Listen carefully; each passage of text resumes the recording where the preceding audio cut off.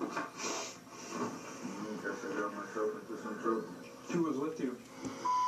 Is that a yes? Yeah, okay. He admits his brother was his accomplice, but he won't give everything up. What happened to the money you guys took, the $2,000 or whatever it was? That's it. Where's the iPad? I'm gone, I guess. You chucked everything. You guys Don't. chucked everything? You just don't want to tell me. Did you sell it? Oh, I wanted to, but... The more we come and get back to the school, it's going to look better on you guys. Okay? Did take the iPad, try to sell it in Carolina?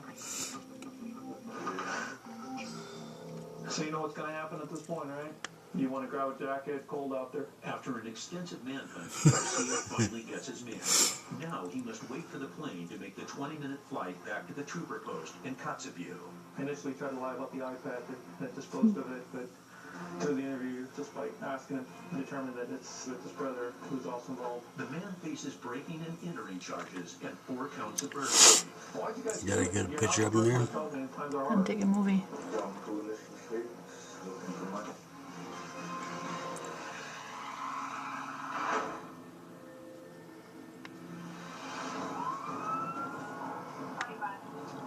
I'm trying to catch up to him. Trying to ditch him. It's 10:30 p.m. in the Matsu Valley, and Trooper Jarrett Knowles' routine patrol suddenly speeds up when he spots a vehicle flying out of a high-traffic drug area. Oh, there's on fast.